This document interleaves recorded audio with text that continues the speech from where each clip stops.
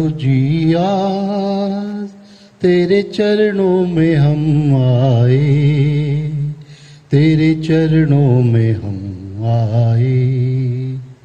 चढ़ाने को ये पावन बलिदान दर पे हम आए, चढ़ाने को ये पावन बलिदान दर पे हम आए प्रभु जी आज तेरे चरणों में हम आए, तेरे चरणों में हम आए। पिता और पुत्र और पवित्र आत्मा के नाम पर आमीन। हमारे प्रभु यीशु क्रिस्त की कृपा, ईश्वर का प्रेम तथा पवित्र आत्मा का साहचर्य आप सबों को प्राप्त हो और आपको भी। क्रिस्त में मेरे प्यारे भाइयों बहनों और प्रिय बच्चों, आप सभी को जय यीशु की। आज मैं इस पवित्र मिसा बलिदान में आप सभी का हार्दिक स्वागत करता हूं। हम लोग पास्का की पुण्य अवधि में हैं और आज सुसमाचार जो कि संत यूहन्ना के सुसमाचार अध्याय 15 वाक्य 1 से 8 तक से लिया गया है। और ये बड़ा ही सुंदर अध्याय है जो हमारे प्रभु के साथ संबंधों पर प्रकाश डालता है कि प्रभु के साथ हमारा रिश्ता किस प्रकार का होना चाहिए। सुसमाचार में प्रभु कहते हैं कि मैं सच्ची दाखलता हूं और मेरा पिता बागवान है, और वो उस डाली को जो मुझ में नहीं फलती काट देता है, और उस डाली को जो फलती है उसे छांटता है ताकि वो और भी अधिक फलवंत बने। मेरे प्रिय भाइयों बहनों, पुराने विधान में इस्राएल के लोगों की तुलना दाखबारी से या दाखलता से की गई है। भजन संहिता 80 वाक्य 9 से 12 तक में भजनकार कहता है कि तू मिस्र देश से एक दाखलता लाया, तूने राष्ट्रों को भगाकर उसे रोपा, तूने उसके लिए भूमि तैयार की जिससे वह जड़ पकड़े और देश भर में फैल जाए। उसकी छाया पर्वतों तक फैलती थी और उसकी डालियां ऊंचे देवदारों तक, उसकी शाखाएं समुद्र तक फैली हुई थी और उसकी टहनियां फरात नदी तक। लेकिन प्रभु के इस महान कार्य को इस्राएल ने सकारात्मक रूप से उत्तर नहीं दिया, और इसलिए हम नबी साइस के ग्रंथ अध्याय 5 वाक्य 1 और 2 में सुनते हैं कि उस दाखबारी में जिस लता को बोया गया था उसने अच्छे फल पैदा नहीं किए, बल्कि उसने खट्टे अंगूर पैदा किए। और इसलिए आज प्रभु सुसमाचार में कहते हैं कि मैं सच्ची दाखलता हूं और मेरा पिता बागवान है। और प्रभु हमारी तुलना डालियों से करते हैं कि हमारा और प्रभु का संबंध दाखलता और डालियों का है। हमने अंगूर की दाखलता अवश्य देखी होगी। हम जानते हैं कि तने के साथ डालियों का संबंध कितना गहरा होता है। जब डालियां तने के साथ जुड़ी रहती हैं तभी उनको ऊर्जा मिलती है और तभी वो फल पैदा कर सकती हैं।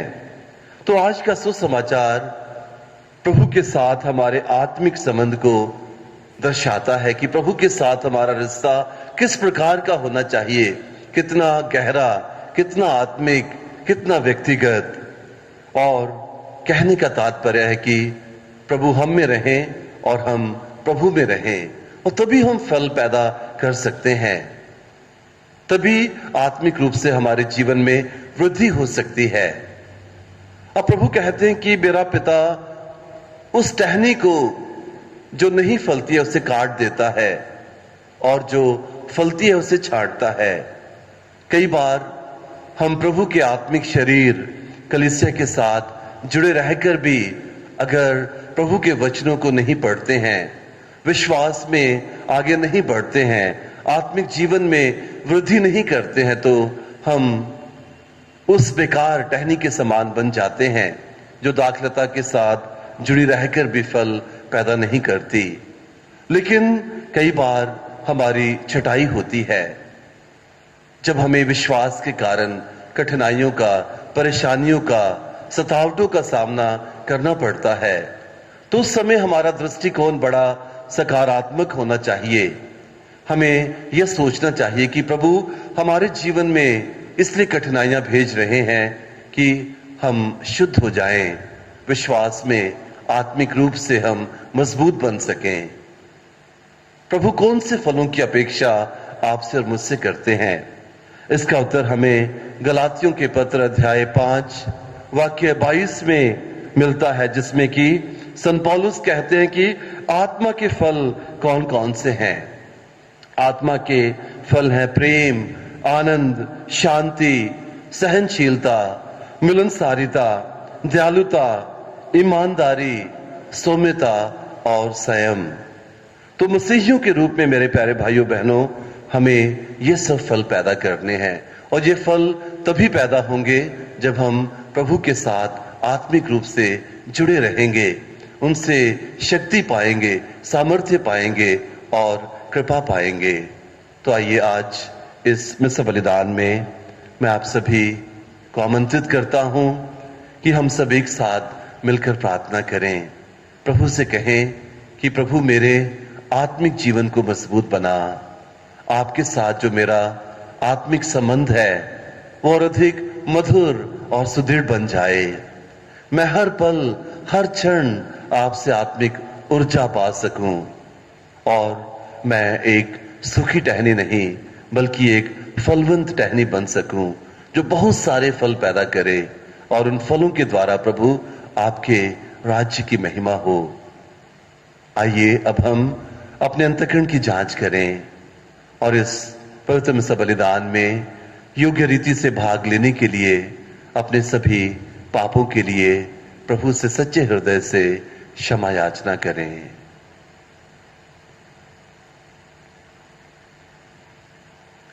हम सब मिलकर बोलें, हे भाइयों और बहनों, मैं सशक्तिमान पिता ईश्वर और आप लोगों के सामने स्वीकार करता हूँ कि मैंने मन वचन और कर्म से और अपना कर्तव्य पूरा न करने से बार बार पाप किया है। मैं अपना दोष स्वीकार करता हूँ, इसलिए मैं धन्य कुंवारी मरियम से, सब सद्दूतों, सब संतों और आप लोगों से, हे भाइयों और बहनों, विनती करता हूँ कि आप मेरे लिए प्रभु परमेश्वर से प्रार्थना करें। सर्वशक्तिमान ईश्वर हम लोगों पर दया करें और हमारे पाप क्षमा कर हमको अनंत जीवन प्रदान करें। आमीन। हे प्रभु दया कर, हे प्रभु दया कर, हे क्रिस्त दया कर, हे क्रिस्त दया कर, हे प्रभु दया कर। हे प्रभु दया कर। हम प्रार्थना करें।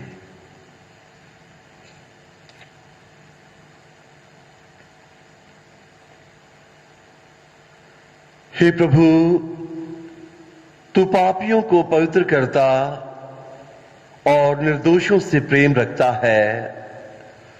तूने हमें अविश्वास के अंधकार से मुक्त कर दिया है।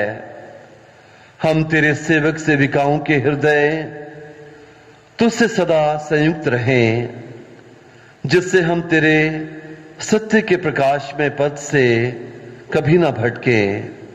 ये प्रार्थना सुन हमारे प्रभु और तेरे पुत्र यीशु क्रिस्त के द्वारा, जो ईश्वर होकर तेरे तथा पवित्र आत्मा के साथ युगानुयुग जीते और राज्य करते हैं। आमीन। आमीन।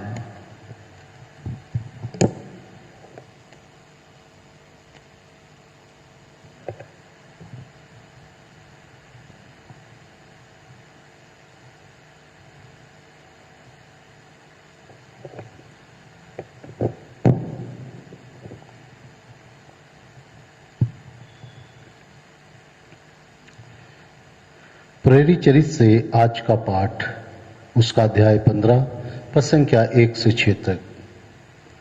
कुछ लोग यहूदिया से अंताकिया आए और भाइयों को यह शिक्षा देने लगे कि यदि मूसा से चली आई हुई प्रथा के अनुसार आप लोगों का खतना नहीं होगा तो आपको मुक्ति नहीं मिलेगी।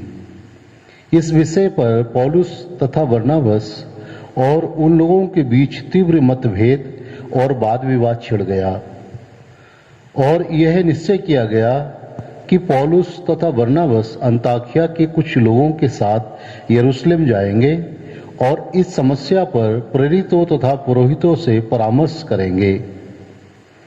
अंताकिया की कलीसिया ने उन्हें विदा किया। वे फेनीसिया तथा समारिया होकर यात्रा करते हुए वहां के सब भाइयों को गैर यहूदियों के धर्म परिवर्तन के विषय में बताकर बहुत आनंदित कर रहे थे। जब वे यरूशलेम पहुंचे तो कलीसिया, प्रेरितों तथा पुरोहितों ने उनका स्वागत किया और उन्होंने बताया कि ईश्वर ने उनके द्वारा क्या क्या कर दिखाया है।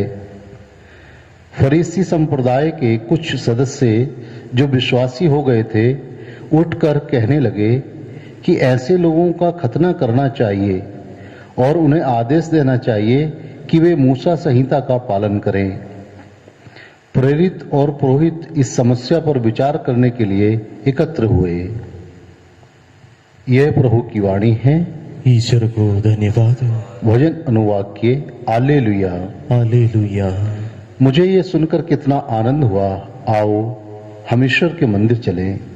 हे यरूशलेम, अब हम पहुंचे हैं, हमने तेरे फाटकों में प्रवेश किया है। अनुवाक्य हालेलुया। यहाँ इज़राइल के वंश, प्रभु के वंश आते हैं। वे ईश्वर का स्तुति गान करने आते हैं जैसा कि इज़राइल को आदेश मिला है। यहाँ न्याय के आसन संस्थापित हैं और दाऊद के वंश का सिंहासन भी। अनुवाक्य हालेलुया। जय घोष हालेलुया। प्रभु कहते हैं, तुम मुझ में रहो और मैं तुम में रहूंगा। जो मुझ में रहता है वही बहुत फलता है। हालेलुया।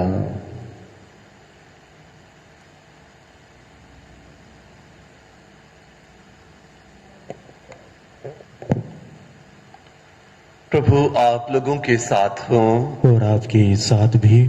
संत यूहन्ना के अनुसार पवित्र सुसमाचार। प्रभु की जय। यीशु ने अपने शिष्यों से यह कहा, मैं सच्ची दाखलता हूं और मेरा पिता बागवान है। वो उस डाली को जो मुझ में नहीं फलती काट देता है और उस डाली को जो फलती है छांटता है, जिससे वह और भी अधिक फल उत्पन्न करे। मैंने तुम लोगों को जो शिक्षा दी है उसके कारण तुम शुद्ध हो गए हो। तुम मुझ में रहो और मैं तुम में रहूंगा। जिस तरह दाखलता में रहे बिना डाली स्वयं नहीं फल सकती, उसी तरह मुझ में रहे बिना तुम भी नहीं फल सकते। मैं दाखलता हूं और तुम डालियां हो। जो मुझ में रहता है और मैं जिसमें रहता हूं वही बहुत फलता है, क्योंकि मुझसे अलग होकर तुम कुछ भी नहीं कर सकते। यदि कोई मुझ में नहीं रहता तो वो सूखी डाली की तरह फेंक दिया जाता है। लोग ऐसी डालियां बटोर लेते हैं और आग में झोंक कर जला देते हैं। यदि तुम मुझ में रहो और तुम में मेरी शिक्षा बनी रहे तो तुम जो चाहो मांगो वो तुम्हें दिया जाएगा। मेरे पिता की महिमा इससे प्रकट होगी कि तुम लोग बहुत फल उत्पन्न करो और मेरे शिष्य बने रहो।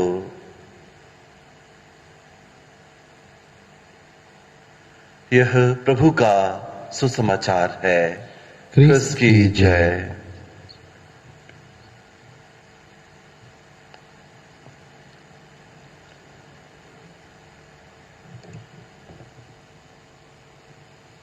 ग्रहण कर लो हे प्रभु जी भेंट दीनों की, इन प्रतीकों में तुम्हें चढ़ाते हम अपनी जिंदगी।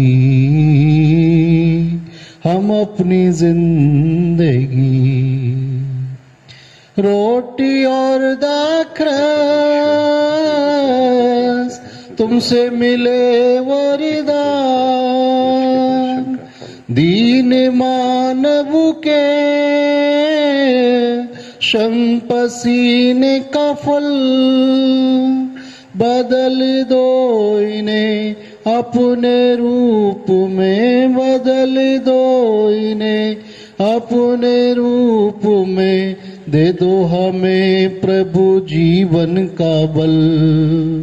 ग्रहण कर लो हे प्रभु जी भेंट दीनों की, इन प्रतीकों में तुम्हें चढ़ाते हम अपनी जिंदगी।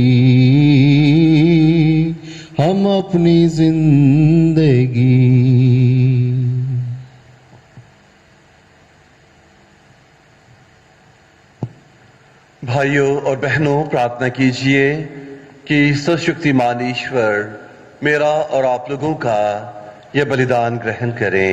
प्रभु अपने नाम की स्तुति तथा महिमा के लिए और हमारे तथा अपने समस्त पवित्र कलीसिया के लाभ के लिए आपके हाथों से यह बलिदान ग्रहण करें। हे प्रभु, हमें कृपा दे कि पुनरुत्थान के आनंद से हमारा हृदय परिपूर्ण रहे। प्रायश्चित का जो बलिदान निरंतर चढ़ता है वह हमारे लिए अनंत आनंद का स्रोत बने। यह कृपा कर हमारे प्रभु क्रिस्त के द्वारा। आमीन। प्रभु आप लोगों के साथ हों और आपके साथ भी। प्रभु में मन लगाइए। हम प्रभु में मन लगाए हुए हैं। हम अपने प्रभु ईश्वर को धन्यवाद दें। यह उचित और आवश्यक है। हे पूज्य पिता, यह परम उचित है, हमारा कर्तव्य तथा कल्याण है कि हम प्रतिदिन और विशेष करके इस अवसर पर अधिक समारोह के साथ तेरा गुणगान करें। जब ख्रीस्त हमारे पास्का का मेमना बलि चढ़ाए गए हैं, इन्होंने अपना शरीर अर्पित करके प्राचीन बलिदानों को क्रूस के बलिदान में पूर्ण बनाया। ये स्वयं पुरोहित, वेदी और बलि बनकर हमारी मुक्ति के लिए अपने को तुझे समर्पित करते हैं। इसलिए पास्का के आनंद से विभोर होकर विश्व का कोना कोना उमंग से फूला नहीं समाता है और स्वर्ग के समस्त दूतगण तेरी स्तुति करते हुए निरंतर एक स्वर से कहते हैं, पवित्र पवित्र पवित्र प्रभु विश्वमंडल के परमेश्वर, स्वर्ग और पृथ्वी तेरी महिमा से परिपूर्ण है। स्वर्ग में प्रभु की जय। धन्य वे जो प्रभु के नाम पर आते हैं। स्वर्ग में प्रभु की जय।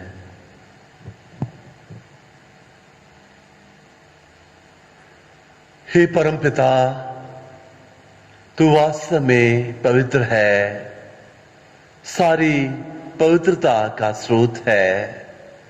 हम तुझसे निवेदन करते हैं कि ये उपहार अपनी आत्मा के संस्पर्श से पवित्र कर दे, कि हमारे प्रभु यीशु क्रिस्त का शरीर तथा रक्त बन जाएं। जिस रात को यीशु स्वेच्छा से मृत्यु के लिए सौंपे गए, उन्होंने रोटी ली, तुझे धन्यवाद दिया और रोटी तोड़कर उसे अपने शिष्यों को देते हुए कहा, तुम सब इसे लो और खाओ। यह मेरा शरीर है जो तुम्हारे लिए बलि चढ़ाया जाएगा।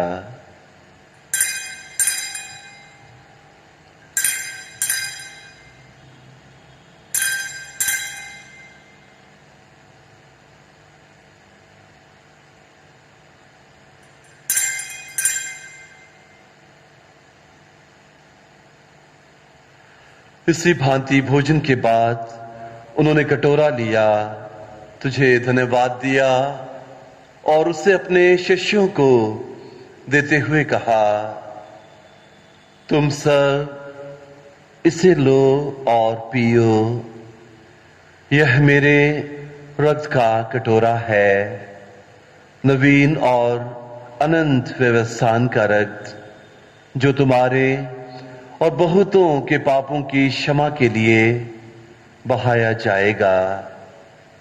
तुम मेरी स्मृति में यह किया करो।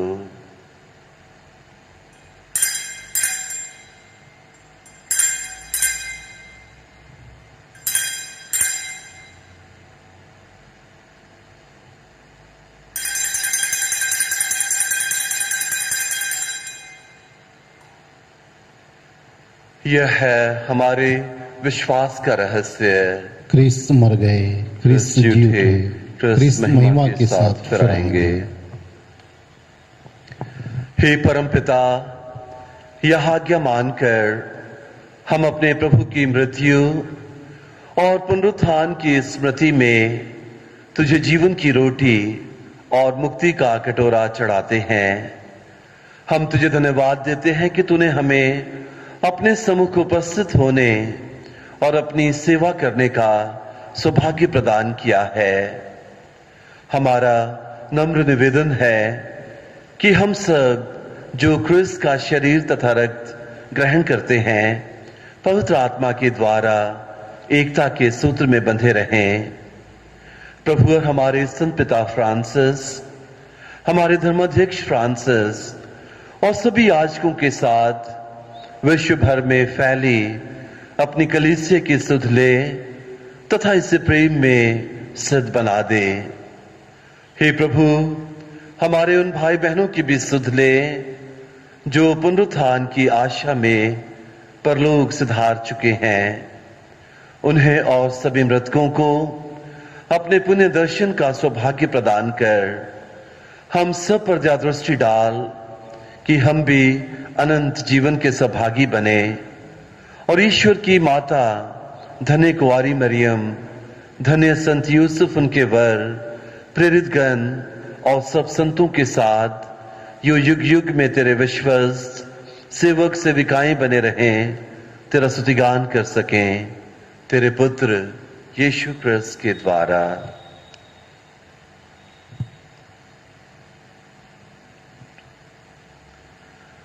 इन्हीं प्रभु क्रिस्त के द्वारा, इन्हीं के साथ और इन्हीं में हे सर्वशक्तिमान पिता ईश्वर पवित्र आत्मा के साथ तुझे समादर तथा महिमा युगानुयुग मिलती रहती है।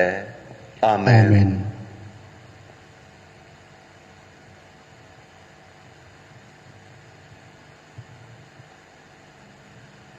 आइए हम सब एक साथ मिलकर एक आत्मिक परिवार के रूप में संयुक्त होकर पिता ईश्वर से अपने पापों के लिए क्षमा याचना करें और अपने अपराधियों को क्षमा करने की कृपा मांगें। हे हमारे पिता, तू जो स्वर्ग में है, तेरा नाम पवित्र किया जाए, तेरा राज्य आए, तेरी इच्छा जैसे स्वर्ग में है वैसे इस पृथ्वी पर भी पूरी हो। हमारा प्रतिदिन का आहार आज हमें दे और हमारे अपराध हमें क्षमा कर जैसे हम भी अपने अपराधियों को क्षमा करते हैं, और हमें परीक्षा में न डाल परंतु बुराई से बचा। हे प्रभु, हम तुझसे प्रार्थना करते हैं, सभी बुराइयों से हमें बचा और इस जीवन में हमें कृपा पूर्वक शांति प्रदान कर। हम तेरी दया से सदा पाप से दूर और हर विपत्ति से सुरक्षित रहें और उस दिन की प्रतीक्षा करते रहें जब हमारे मुक्तिदाता यीशु क्रिस्त फिर प्रकट होकर हमारी मंगलमय आशा पूरी करेंगे। क्योंकि तेरा राज, तेरी सामर्थ्य और तेरी महिमा अनंत काल तक बनी रहती है। हे प्रभु यीशु क्रिस्त, तूने अपने प्रेरितों से कहा है, मैं तुम्हारे लिए शांति छोड़ जाता हूं, अपनी शांति तुम्हें प्रदान करता हूं। तू हमारे पापों पर नहीं, अपनी कलीसिया के विश्वास पर दृष्टि डाल और उसे शांति तथा एकता प्रदान कर तो युगानुयुग जीता और राज्य करता है। आमीन। प्रभु की शांति सदा आप लोगों के साथ रहे और आपके साथ भी। हम परस्पर प्रेम भाव रखें। इसकी शांति, इसकी शांति। हे ईश्वर के मेमने जो संसार के पाप हर लेता है, हम पर दया कर। हे ईश्वर के मेमने जो संसार के पाप हर लेता है, हम पर दया कर। हे ईश्वर के मेमने जो संसार के पाप हर लेता है, हमें शांति प्रदान कर। हे प्रभु यीशु क्रिस्त, मैं तेरा शरीर तथा ग्रहण करूं। मेरे विचार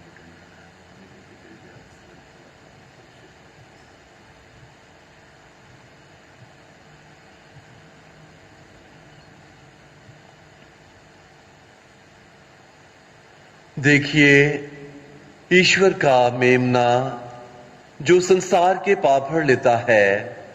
धन्य है वे सब जो मेमने के इस पवित्र भोज में बुलाए जाते हैं। हे प्रभु, मैं इस योग्य नहीं हूँ कि आप मेरे यहाँ आए, केवल एक शब्द कह दीजिए और मेरी आत्मा चंगी हो जाएगी।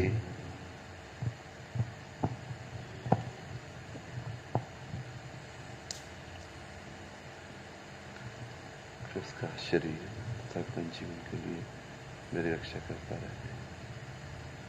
हे मेरे यीशु, मैं विश्वास करता हूँ कि आप इस महान एवं पवित्र संस्कार में उपस्थित हैं। मैं आपको सब कुछ से अधिक प्यार करता हूँ और मैं अपनी आत्मा में आपको ग्रहण करना चाहता हूँ, क्योंकि इस समय में सांस्कारिक रूप से ग्रहण नहीं कर सकता हूँ। आप आत्मिक रूप से मेरे हृदय में आइए। मैं आपको गले से लगाता हूँ, जैसे कि आप पहले से ही यहाँ हैं, और मैं अपने आप को पूर्ण रूप से आपसे संयुक्त करता हूँ। मुझे कभी भी अपने से अलग नहीं होने दीजिए। आमीन।